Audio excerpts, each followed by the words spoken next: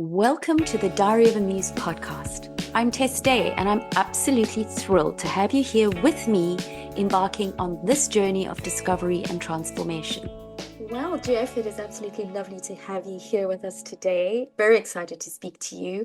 Our listeners are probably chomping at the bit to hear your quotation that you have to share with us today. So let's start right off there before we even introduce you and tell them all about you. All right.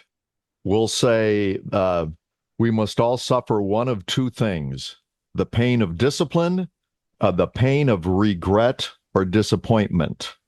Oh, wow. I think that is a beautiful way to begin this conversation today. We had a conversation a little while ago. I found out some really interesting things about you. I've read your bio. Really interesting start to life. Very different to the life you've led and where you find yourself now doing what you're doing. So, do you want to just give us a little insight into the early days in Iowa and what then sparked that journey into, shall I let everybody know, radio? And then, last but not least, a life of being a personal trainer for a very special select group of people. So, Yes, a fire lot of away. people are interested in that journey. They're like, how did you go from where you were to where you are now? So you mentioned Iowa. So I grew up on a farm in the Midwest of the United States, a small farm near a big city, but outside of town. We lived in town until I was about 9, and then my parents moved to the farm. So all of a sudden, there were no kids next door like there was when I lived in the city. Classmates, people in my same grade or so lived at a few houses away or a block or two away. So we were always hanging out after school or on the weekends and playing baseball and doing whatever. All of a sudden, I'm on the farm. The nearest boy my age was like 3/4 of a mile away, and he didn't even go to the same school as I did, so I didn't know him that well. My best friend from the school I went to was like a mile away. Of course, we were both on farms and had farm chores to do and things like that, so we got together rarely. So most day, and I had 3 younger sisters, no brothers. Oh, wow. So I was kind of stranded, so to speak. So, I read a lot when I was growing up, a lot of books. Now I listen to audiobooks while I'm exercising and running and stuff. So I don't Mm. read as much as I did because I had a lot of spare time and time to myself. And I fell in love with listening to the radio because I could get the radio, and that was a constant companion. And when I was doing chores or, doing stuff, I always had the transistor radio on back in those days in the 1970s. Really fell in love with it, just listening to not only the music, but then got fascinated by radio, the DJs and stuff, the presenters, talking in between. And I always was a good speaker and a good reader and could read aloud when I was in the Catholic school. Whenever there was a speech contest, the nuns would volunteer me that I was going to be in the speech contest. So I did, a lot of speaking from a young age. And my dad was big into radio and into speaking. So he told me, if you can make a living talking, it's way better than making a living,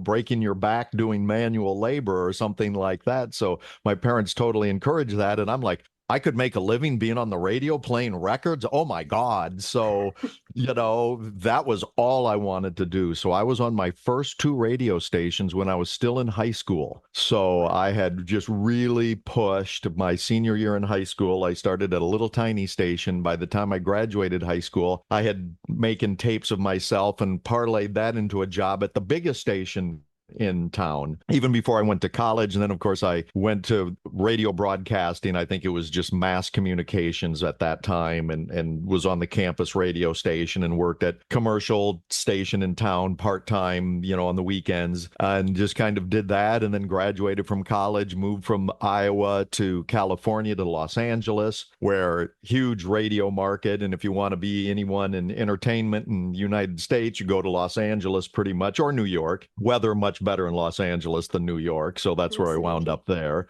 And the beaches are a lot better. So I did that for, so around 2000, the year I turned 40, because I'd been in radio. It's not a healthy lifestyle like being a rock and roll DJ, top 40 DJ. So I would be, sitting at a microphone like this right here, sometimes working really early morning. So I had weird hours. So I ate badly and, didn't do really any health stuff.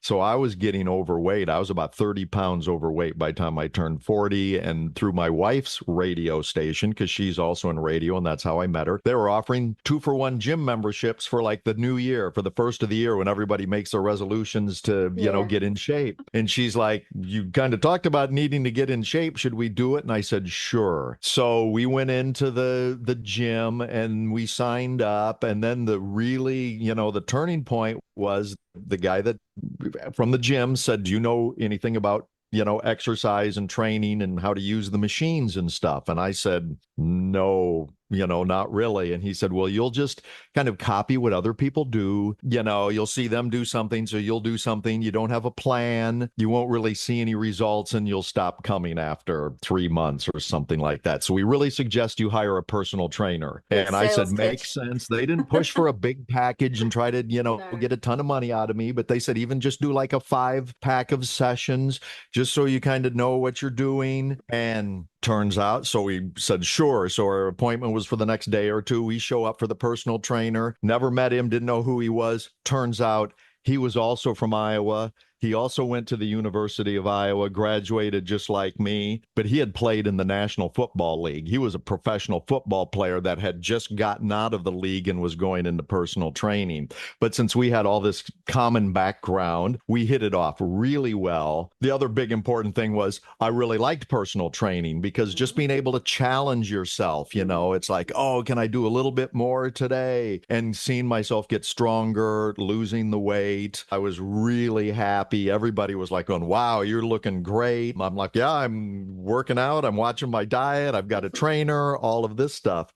So I did that for a few years and things were going great. And then the trainer moved a little ways away, not horribly far, but I stopped going, seeing him, thought, oh, I'll just do this on my own. I know what's going on. But I didn't have the accountability. So I would go to the gym less and less, started eating worse and worse again, ended up gaining all the weight back and even a little more. I'm like 40 pounds overweight. This is like 10 or more years later. And so now I'm in my early 50s. So, of course, your metabolism slows down and your body's changing. I'm like, uh-oh.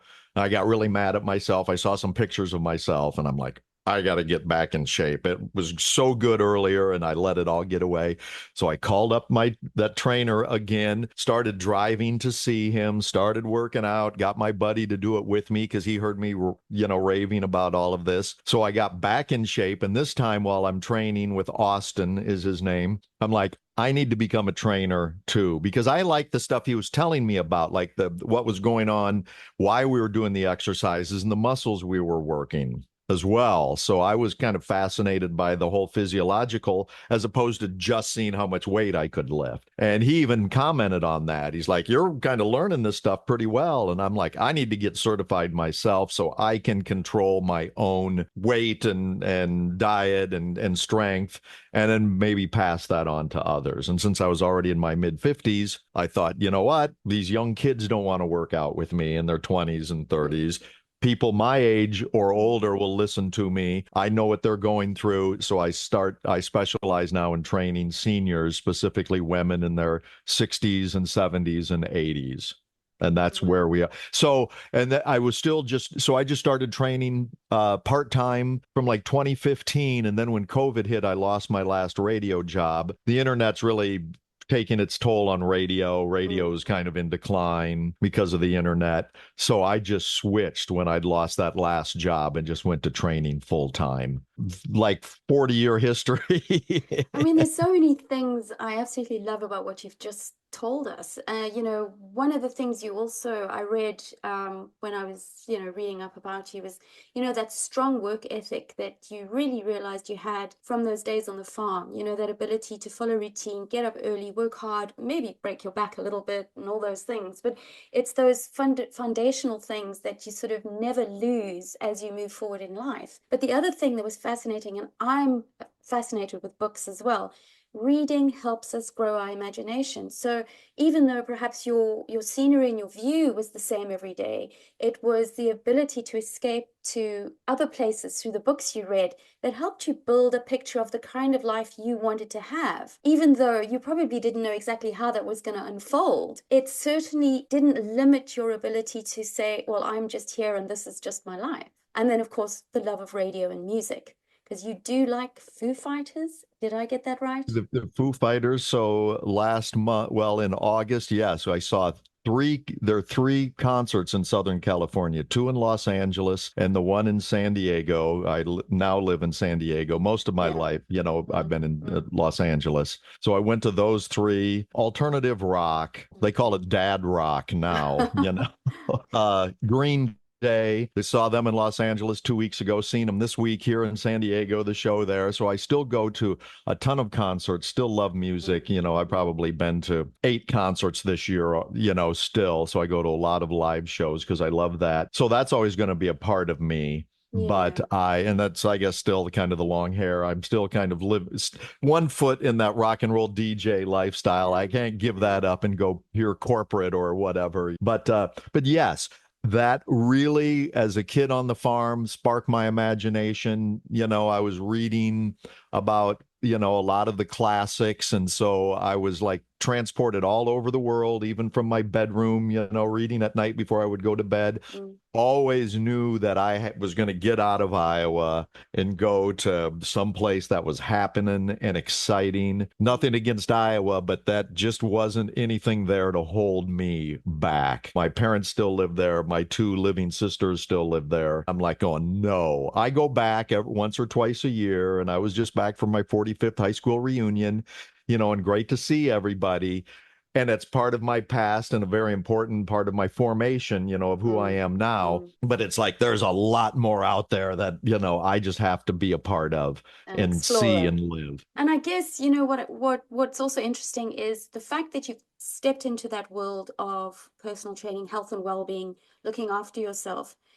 It's probably the one magical ingredient that has allowed you to have the opportunity to be well enough, fit enough, and able enough to attend concerts like the Foo Fighters, which perhaps if you hadn't, and you maybe were still overweight and weren't as sort of energized as you absolutely come across on this chat, you wouldn't have been able to have the energy to be able to go out and enjoy those things. So it's amazing how the choices we make really do impact the way our life plays out.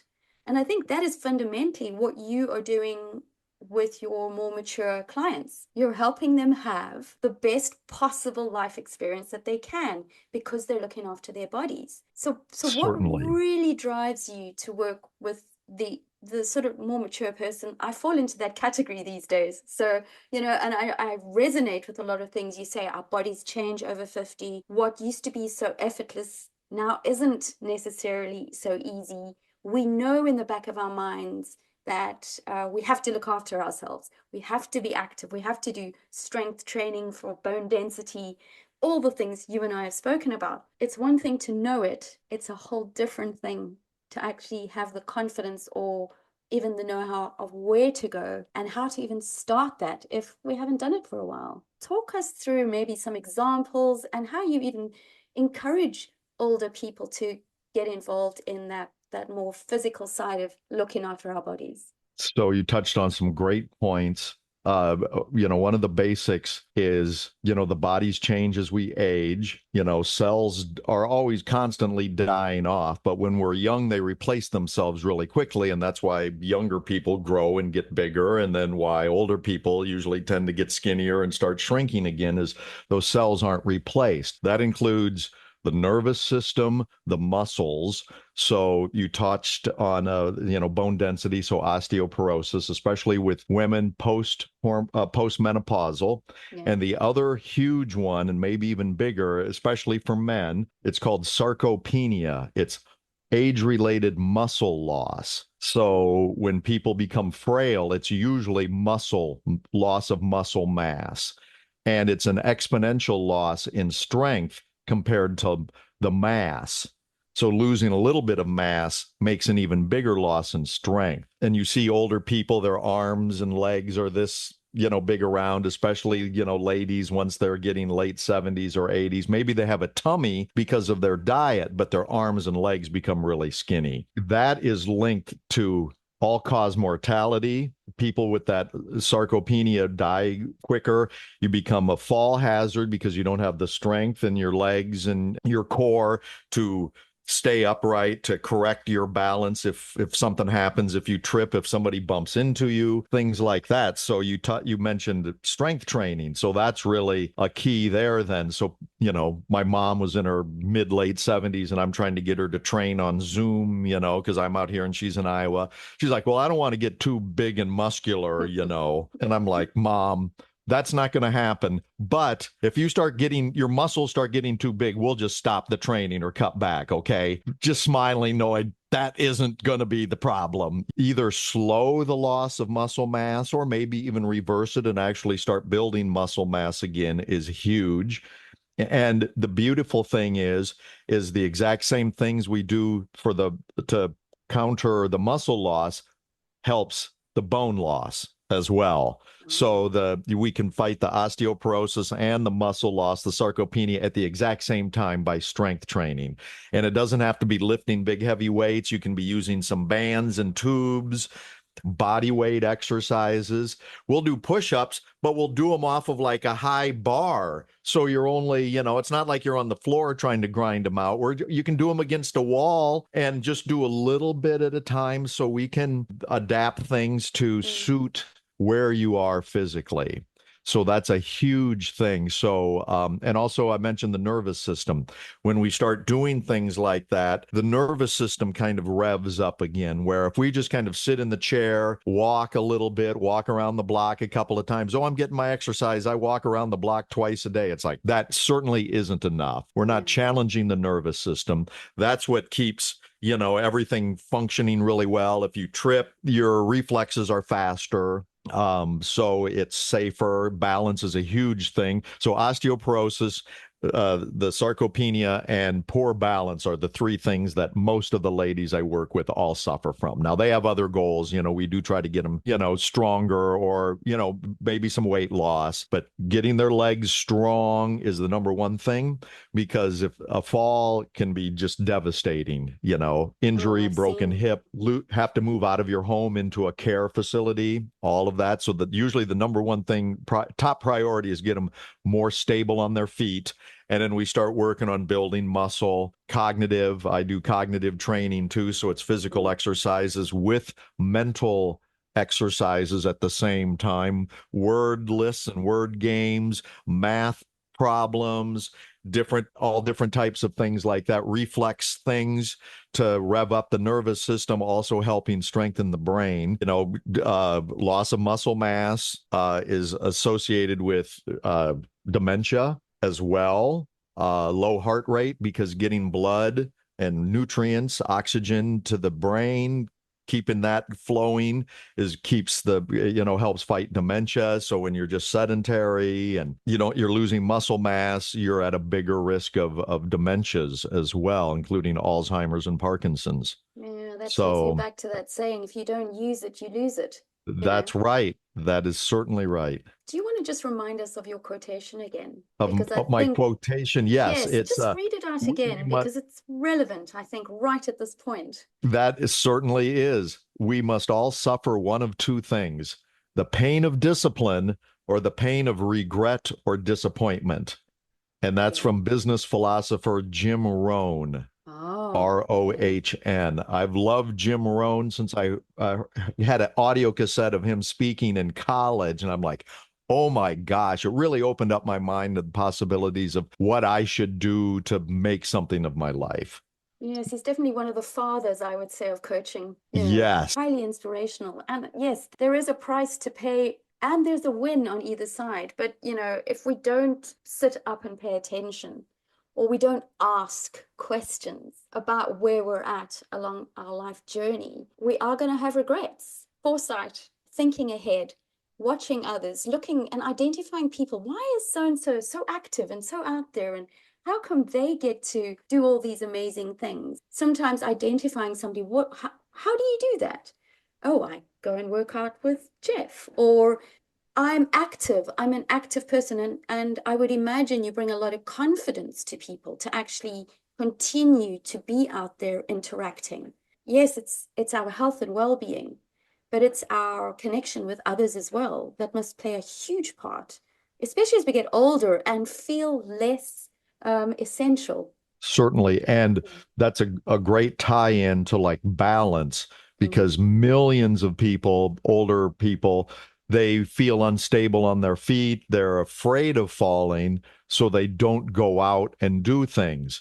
Well, unfortunately, that starts a downward spiral because then sitting at home afraid to go out means you're only going to get weaker and weaker and become a bigger fall hazard. And then, of course, that leads to loneliness and isolation and depression. All of those things, the lack of socialization, all related to mental health as well. Higher rates of dementia among people with depression and isolation, lack of social contact. Really, that strength and balance training, and of course the cognitive training helps the body and the mind both. They're tied in completely. yeah, really interesting. Because you've been doing some further study on mind, haven't you, and cognitive work alongside the personal training, which I think you've probably sort of mastered more over the last sort of couple of years. Or how long have you been doing it now? You said at 55 you qualified So as I a got trainer. trained in 2015, Mm, certified. certified, yeah. And so I've been a trainer for 9 years. One of my first certificates, besides my regular personal training certification, was a specialty certification in senior fitness. So just like, nurses or doctors, they have to keep taking classes to keep their skills up and to be up Mm, to date on the latest things. So like the first continuing education credit that I ever got was to be a senior fitness specialist. And then I have several others, pain free, sort of, mobility. I do have group exercise instructor, weight management certification as well. So I can coach people on weight loss. It's not the number one thing I do because there's a lot of emotional component with weight loss.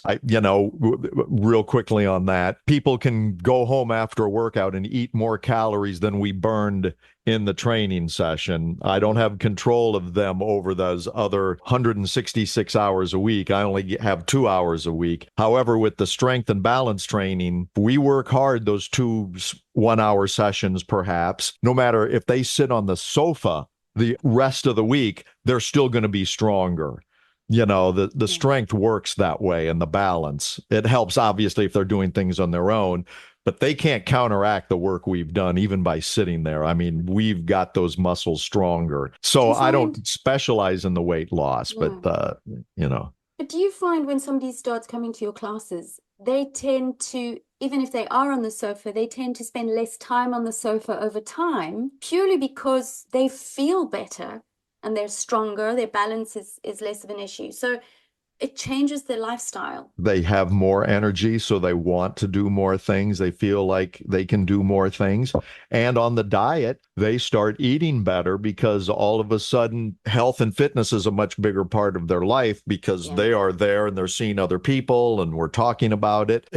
They usually all start eating better as well because they're like, I know how hard I'm working in the gym. I don't want to come home and blow it by eating stuff that's bad for me. We talk about you cut out half of the bad stuff of the bad food. We're not even asking you to go on like this vegetable and No. chicken breast diet. No one wants to do that. I don't want to do that. But can we Mm, cut out half of the bad stuff and add in a little more, replace it with a little more of the good stuff? And people are like, okay, I can do that, yeah, I'm and up they for start that. seeing Yeah. results. And then with the exercise on top of it, it makes the weight loss easier, of course, as well, as opposed to just, if you're just sitting around, cutting a few calories or trying to eat better isn't going to have nearly the effect. And of course, as we see progress, that motivates us to do even more or at least to continue. So why are you so passionate about this?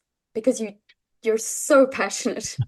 Your energy just shines through. So what is it that drives you in this? Is it really an underlying factor that you know that as you help these clients of yours, it's keeping you fully embraced, and so it's benefiting you.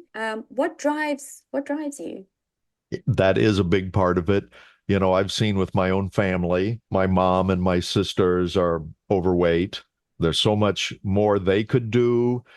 I see people hobble down the sidewalk, down the street when I'm passing them. You could make your life so much better, so much easier. You'd be so much happier if you just put in the effort. I mean, I don't run up. I'm half tempted to come up and say, "We can do. You don't have to be like this, Yeah, you yeah. know.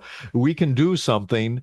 But of course, that would not be right, and it's their decision. But trying to reach people and spread the word, and if someone says, yes, I do want to change and I don't like my current situation and I want to do something about it, I would love to do that. And getting the feedback from people that tell me I have literally changed their life. And even after a short period of time, they now see the light and they go, oh, wow, they didn't know what they didn't know. And now I've shown them, like, we can make things a lot better. You'll be happier. People, you'll be self-confident, not only on your feet, but when you look in the mirror, you'll have a better self-image. So that boosts your mental, condition. You're much Mm. happier about yourself. And the fact that I'm actually training people and moving with them, it does keep me a lot stronger. I have a trainer in the gym just like 2 weeks ago, and I told him I'm going to be 64 next month. He's like, oh my God, I would have never guessed that. He goes, and I hope I have even some of the energy that you have when I'm that age, because I'm twice as old as he is. And he's like, I can't even imagine having that much energy at your age. So, I do drink a lot of coffee, I'll admit, but it keeps me going. Cheers. Yeah. Okay. I've got my cold brew coffee in Mm. here right here. But I get up around 5 a.m. I already ran about 3 miles this morning with our dogs before our interview, which started at 8 o'clock California time in the morning. So I get up and hit it early. I do go to bed early just because I'm tired by the end of the day. But yeah, it definitely keeps me strong too. And people are seeing me and they're like, "Oh my God, you're in great shape." And I go, "Well, it's a benefit of my job. It's a side benefit of my job working with other people." And, so I feel like I'm doing good for them and it's doing good for me just as a byproduct. So that's And you're a good walking example. You lead by example. Yes, exactly. Oh, Yeah, I do. yeah, In fact, they see that. And, a selling point is the fact that I'm almost 64 and they're like, oh my God, I would have thought you were in your late 40s or maybe 50 or something like that. And I'm like, we can impart a little bit of that on you. Come join me. We can look younger than we really are and feel younger than we really are. Let's do what I've been doing and try to make that happen for you as well. So I think it is, I see trainers, and not to judge, because you don't know their health problems no, and all of yeah, that. But yeah, I see trainers that are considerably overweight. And I'm like, you're not being a good role model. I don't tell them that, but I'm no, thinking, I go, that's not a good role model for your clients to lose weight if they see you. And like I say, I really, that's a big thing, is try not to judge. Somebody really heavy comes into the gym, awesome for them. They yeah, realize they've gotten to a bad place for whatever reason, emotional, maybe they've had physical problems. You don't know what their background is. They may have some serious things that caused them to gain weight. Maybe they were on life-saving medication that mm, caused them to gain weight. So I really go out of my way not to judge, but I'm like, if they're there trying to help themselves, great. Sometimes you see looks from young buff mm, people going like, oh, what are they doing here? I'm like, they need to be here more than you'd need to be here. So, don't give me any of that. I mean, they don't tell me that, but you see the looks, yeah. and it's like, no, they're here trying to get better. God bless them. I'm Yeah, totally supporting them. I agree. I think when we're younger, I mean, because we've all walked our own journey, but as a younger person with less life experience, you only know what you know, right? So when you look at somebody across the way who's perhaps a bit older and you go, gosh, because you're looking and basing it on your experience, you don't know, like you said, what they've been through. So yeah, we are quick to judge, but as we get older and we get a little wiser, we would hope to imagine that we're all just a little bit more compassionate and less critical of individuals because life does happen. People have accidents, and that can really set back somebody's ability to be physically active as well. You must obviously come across people who have had a variety of things happen to them through their life, and now they're in front of you. How do they come to you? Do they just call you up? Do you meet them at certain places? Do people refer clients to you? What makes a more mature person come out and say, I'd like to work with you? So that's kind of the battle is reaching people, Yeah. not just to for me to get clients, but for the people out there, they don't know. I just had a lady, she started with me about a month ago. I had met her doctor. And Mhm. someone introduced me to her doctor because they were talking about this book called Outlive by Dr. Peter Attia. It's been a New York Times bestseller. It came out like a year ago, year and a half ago.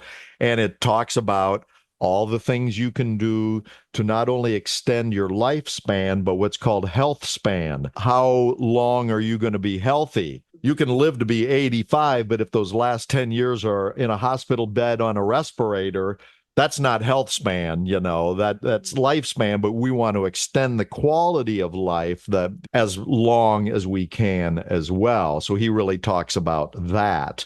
And they were talking, and I had recommended the book to my friend, and he was talking to his friend who's a doctor, and she was reading the same book. And she's like, you have to meet my friend who's a trainer because he talks and lives this stuff and does this stuff with clients all the time. So she's now started referring some of her clients to me. And the lady that I just started with about a month ago, she's like, I had no idea there was like a personal trainer for seniors. This is Mm, awesome. mm, She's mm, already seeing progress. She's giving me glowing reviews and things just because she had no idea this world existed that could really help her. She's had heart failure. She's had, serious, she now has diabetes, or doctors like, you need to work with Jeff. And mm, she's, mm, sold. So I've had people refer there. That's a lot of it. I'm in, I do networking with doctors and other people who get the word out. I try to spread the word by speaking to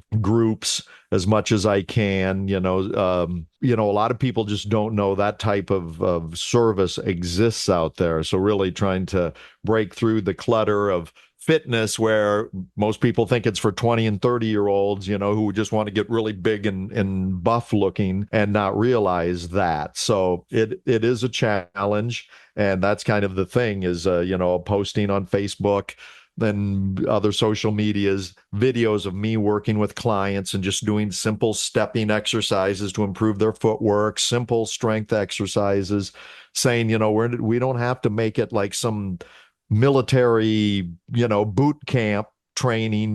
We can do it age appropriate. You're appropriate to where you are physically now, and then try to advance you, but not say, okay, we're going to hand you 40-pound weights and you have to do these bicep curls or whatever. I have 1 pound weights. And sometimes we're starting with 1 pound weight. Sometimes we're just doing arm. There are bare arms with no weights just to get the movement going and get the blood mm, flowing. And then when that gets easy, it's like, okay, now we've got 1 pound weights. Now we're going to do that when that gets so just a slow, steady progression. Sometimes it's like, oh, my shoulder's starting to hurt. Okay, we're going to back off of that and let that rest. So, I'm always like, is anything hurt? Your knee okay? Because, most older folks, their shoulders hurt, their knees hurt mainly. Sometimes their hip, of course, a lot of back pain. So I'm working around that with each mm, person. mm, It's like, is this, yeah, this is fine. Okay, we're going to do this. Oh, now that kind of hurts. Okay, we're going to do. So that's a huge part of what I do. And other trainers notice that too. When we're in the gym, they're like, you're working around. Somebody comes in with braces on their legs that I actually work with, mm, So we have to do all kinds of different things. And people are looking, going, oh my gosh. But the stuff she's doing now compared to when she started coming in, it's amazing. So a big part of it is being appropriate and advancing people. A lot of older folks think they're going to get hurt because the weights are going to be too strong. So it's like we try to get as much improvement as we can while still doing it safely, taking it easy on your body, not doing anything that could be a fall risk. I'm a lot of times they're doing balance exercise and they're doing it against a wall or a railing, and I'm behind them with my arms out like this to catch them in case they kind of lean backwards, you know. So Yeah, I'm like a yeah, mother hen hovering over yeah. them just to keep them as safe as possible. Plus, they're always, you know, do we need to be hanging on to something when we're doing this to start, you know? And now we'll just hang on with one arm, but I'm going to be right here next to you to make sure if you kind of start to wobble that I've got you, you know? Yeah, So it's that that's a big trust part of it. factor, huge trust factor here as Yeah, well. it is. And some of them are scared, you know. They're like, I don't think I want to do that. So a lot of times I know they could do it, but they don't think they can do it or they're afraid. So we Yeah. hold off until they feel confident. Okay, I think I can let go now and we can do this without me holding on. Even though the bar's right there and I'm still right there. It's like if you start to feel it, you can grab on, you know, but a lot of that is, yeah, for them to trust me. Yeah, I mean, there's a couple of things that were springing to mind as you were speaking there. One of them was, when we get a beautiful antique item and we want to restore it, we have to approach it completely differently to the way we would a big, strong oak table that is solid. You could be tougher with it or more harsh with it. Whereas with an antique, you've got to tread carefully. You don't want it to break. But when you've restored it, it can live on for so much longer and be enjoyed and appreciated by so many. So for a senior person who is stronger and more confident, they can go out, their family can get more from them. They have happier interactions and all those things. I was just seeing the other day Jane Fonda out on social media again. I mean, it blows my mind how fabulous she does look. I know with her financial backing, she's probably had a lot of extra things done to assist the way she looks. But it's not about how she looks, it's how she moves, her body, her mind, her agility. I go back to days when I was 10 years old and my aunt was doing Jane Fonda workouts on the TV, you know, um, and there was Jane doing all these things. But I mean, that was 40, 45 years ago, and she is still strong, active, and so involved in her life. And if she's an example of the journey that we all go on, she's always stayed in touch with looking after her body because it's our temple, right? We only have one.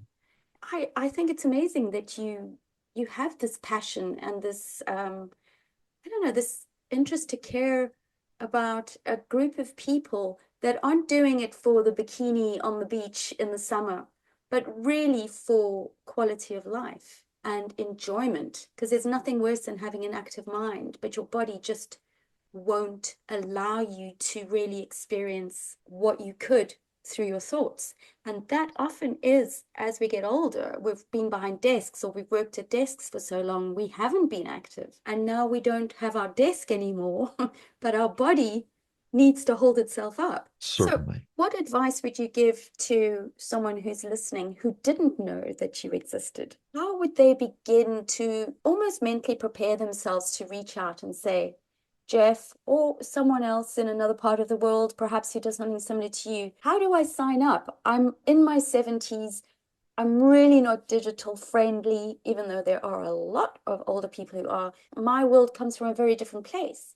How do I even begin to pave a pathway for myself to even do this kind of exercise thing? Right. And I do train on Zoom and I do have people halfway around the world. I do, even though I'm in Southern California, I train someone in Europe, Oh, someone wow. in Malta on Fantastic. Zoom twice a Mm-hmm. week. But for people, you know, closer to home, at least in the United States, we have like senior centers, senior community centers. They'll offer maybe chair yoga classes, Mm-hmm. which is a good low level for people to start out. So it's hard to fall out of the chair, you know, so you can still lift your legs and do leg exercises, marching while sitting, Mm-hmm. and then arm things like that. And they do twisting and turning to strengthen the core and to help your balance, even though you're still sitting down. Tai Chi classes are great. They call it meditation in motion Mm-hmm. is Tai Chi. Oh, So it's lovely. like a very gentle yoga, slow movement. So, you know, it's safe.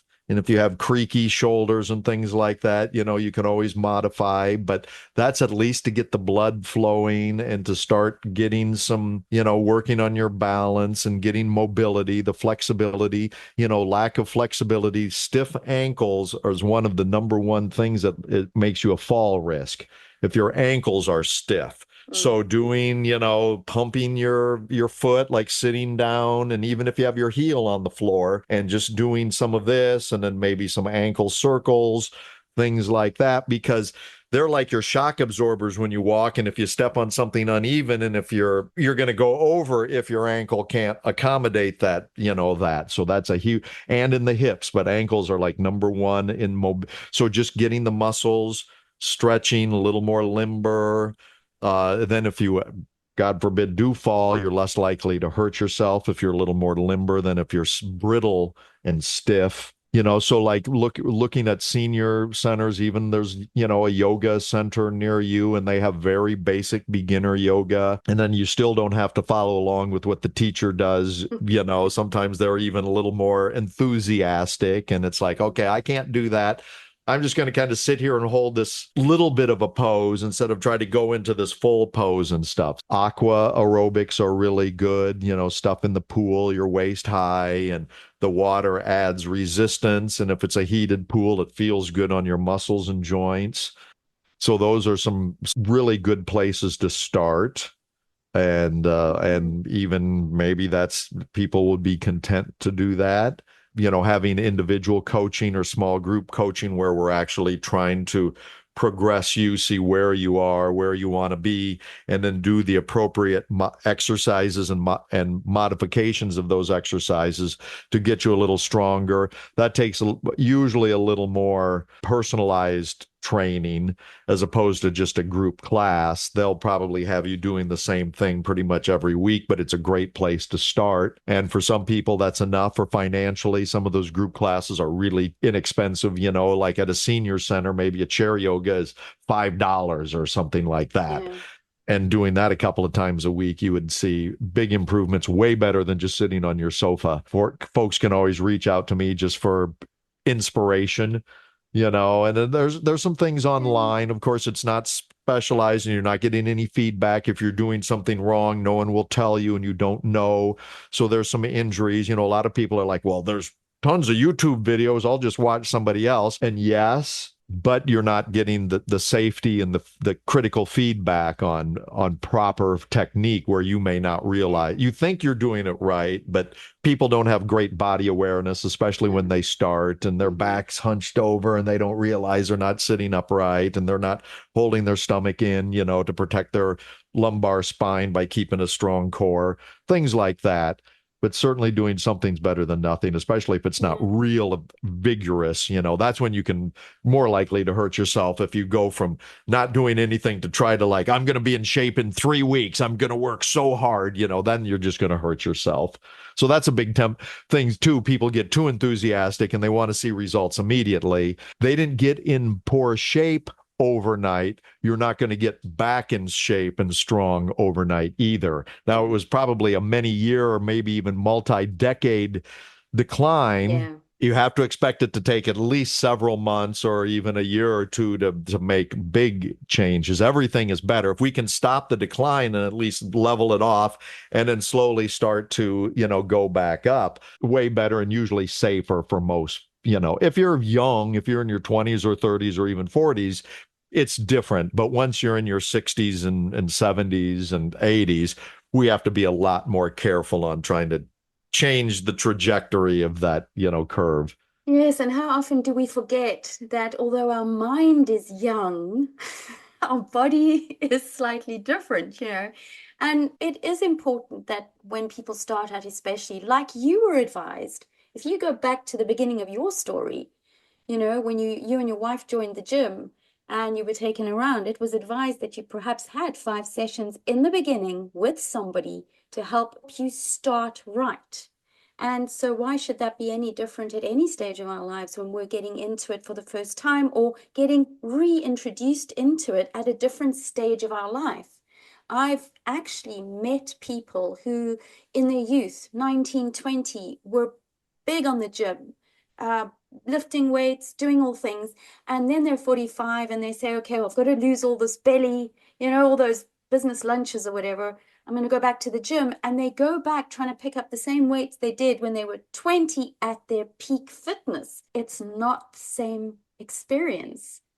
So I And they're think going to having get hurt. and they do get hurt, and getting hurt stops them from going back, and so they compound the issue because now it's even harder to return. But your energy, I would imagine, would be such a beautiful added advantage to getting fit because there's a lot of encouragement, and this is not difficult. It doesn't have to be hard. We're not looking for perfection. We're here to have fun, but to make sure that life is good. And I think that is often a deciding factor when it comes to actually deciding if I'm going to have a personal trainer, regardless of my age. Who is that person on the other side? Do they really want to be here? Or are they just doing the job? And I feel that you genuinely want to make a difference for other people. And that Thank would you. I sign me up straight away. Okay, great.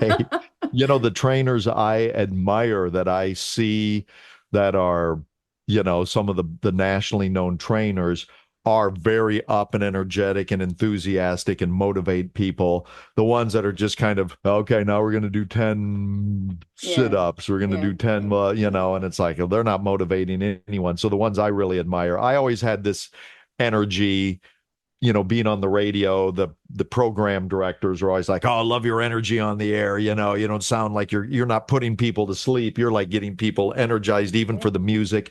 The music was energetic. I kind of matched my tempo to the music, since I like the rock and roll and stuff. It's like energetic music. I'm just an energetic person, and the trainers I see that are and with most clients, they really feed into that. Most of them are drawn to a more energetic trainer and enthusiastic because people love, and most people love that enthusiasm. The cynical ones, maybe not as much, yeah.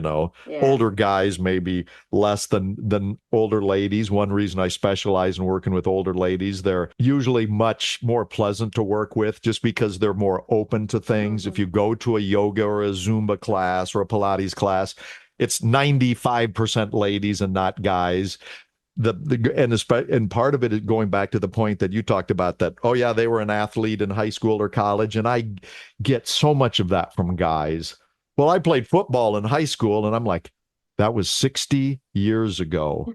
You're Yeah. not there. We can't do that same. They're like, well, we used to do this, and I'm 60 years ago, dude. We're gonna have to go back and make up a little lost ground type of thing. And a lot of them, and even with older ladies and myself, it's just hard to comprehend that we're this age and our minds were always like in our high school teen years. I mean, we never really grow out of that. No. And so it is hard to accept. I mean, I get the folks every day saying, I can't believe I'm this old. I can't believe my body's failing on me. And I'm like, yes, but let's just do what we can to get it better. That's all we can do. We can't go back in time.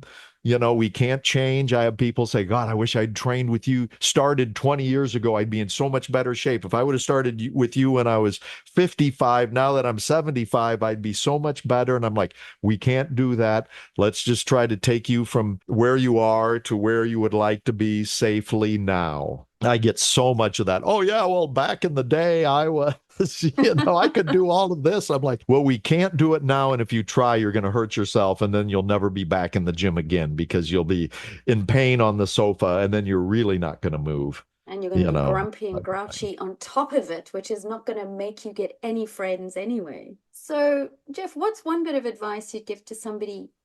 Maybe they've just come out of surgery. They've been told they have to do exercise. So there's that resistance. Okay, I'm sore. I'm scared.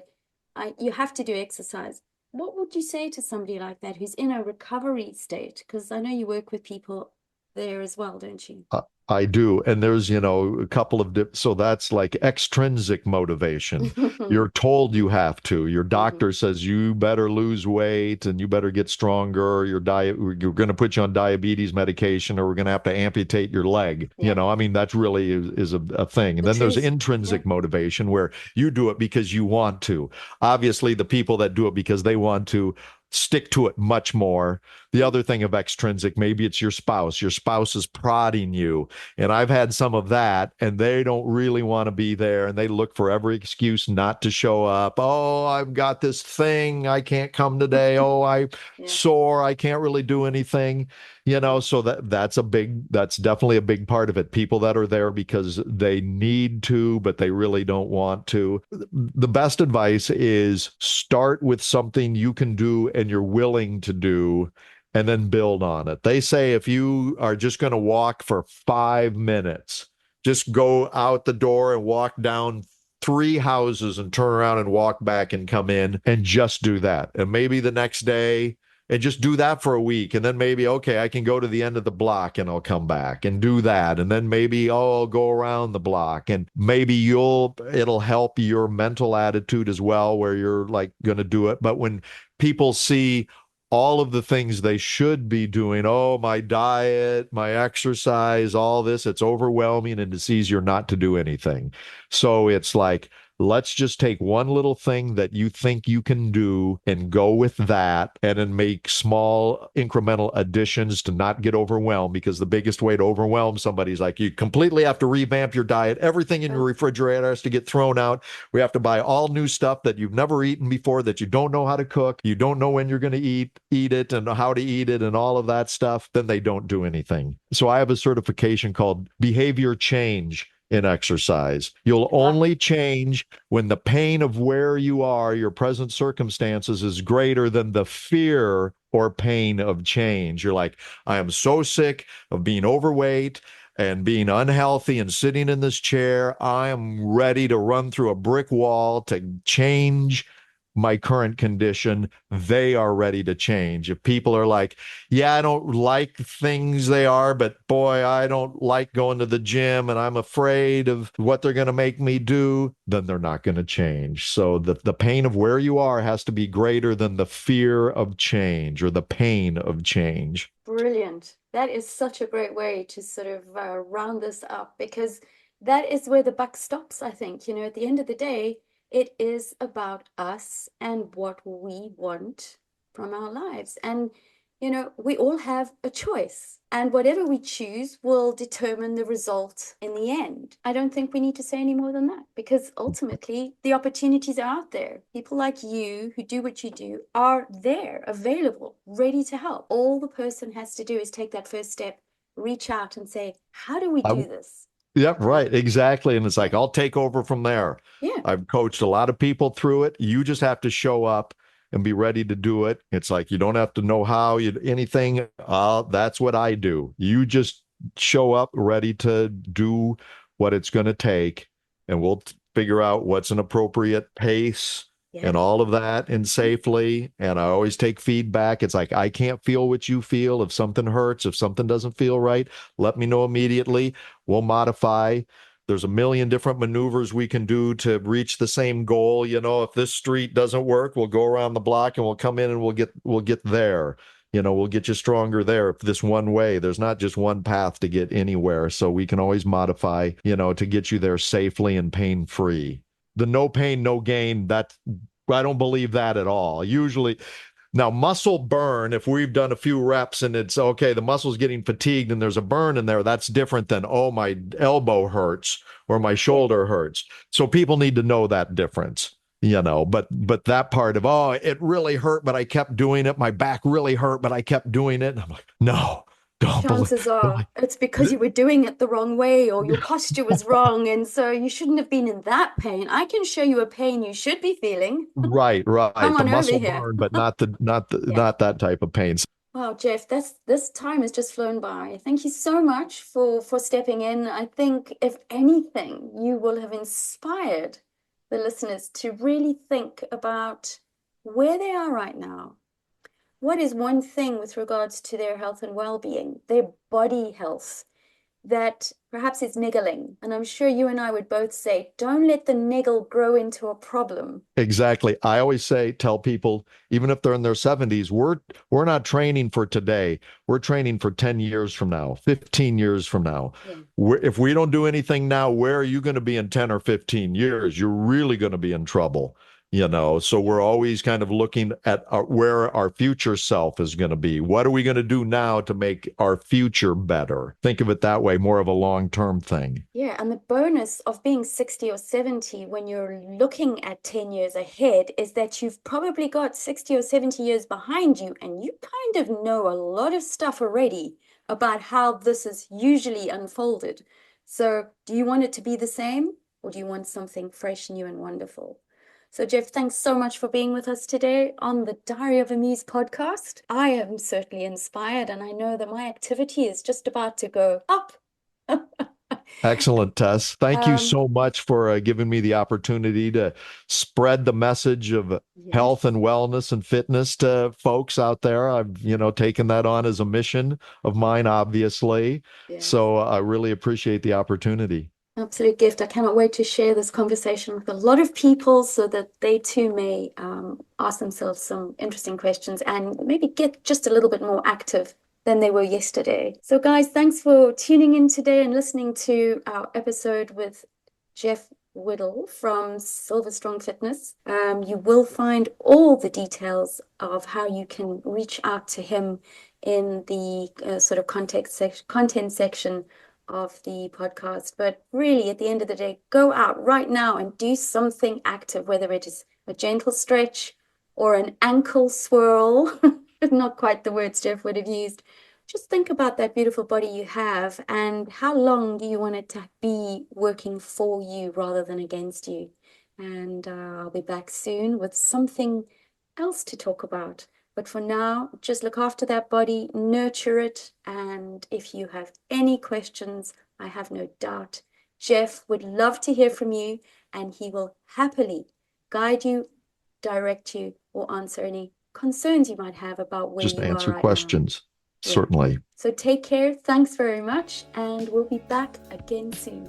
Bye for now.